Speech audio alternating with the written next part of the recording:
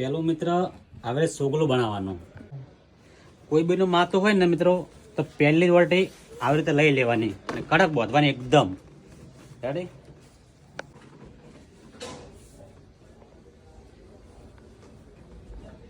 સાઈડમાં પટ્ટા પાડીને સાઈડની વટી મજબૂત લેતું હેડું જવાનું. ઉપર વટી લેવાની એક સરખી. આ વટી છે ને મિત્રો દોઢી સજે ના આપી જોઈએ.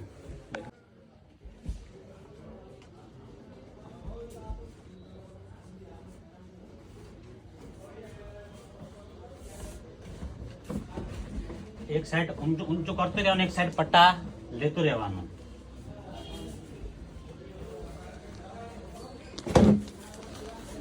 જો મિત્રો 1 2 3 આવી રીતે પટ્ટા પાડતો હેડું જવાનું.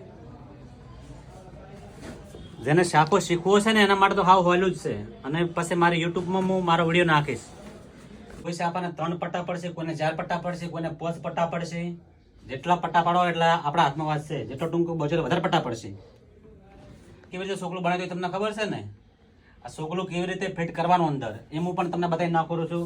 નજરથી વિડીયો જોજો તો હા હું વાત કરીને ઓની અંદર આ સોકલું લઈ લેવાનું અંદરલી સાઈડમાં થોડું. પછી જે સાઈડમાં વધે છે ને એ આમ કરી દેવાનું. સોગલું કેવી રીતે છોડવાનું એ મેં રબડ માર્યું છે અને આ રબડ આવી રીતે છોડી અને આ કમ્પ્લીટ સોગલું પડી ગયું. તમે રેડી? સોગલા વગર કોઈ સાપો સારો લાગતો નથી. મેં મિત્રો કેવી રીતે સાપો બધો તમે જોઈ દો. રેડી?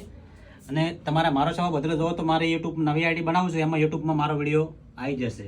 બીજું કે સાપા બધા પાસે કલકી મારું પણ બહુ જરૂરી છે. કલકી મારા ટાળો સાપો સારો લાગતો નથી એટલે હું કલકી કેવી મારું એ પણ તમને બતાવી નાખું છું.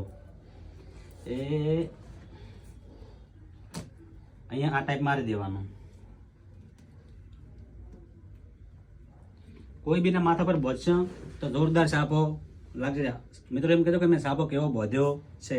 રેડી? તો મિત્રો તમે આ જોઈ લો મેં આ સાપો કેવી રીતે બોધ્યો છે અને કેવો બોધ્યો છે. રેડી? અને આ વિડીયો મારા યુટ્યુબમાં હું નાખતો રહીશ તો તમે બધા મને સપોર્ટ કરજો.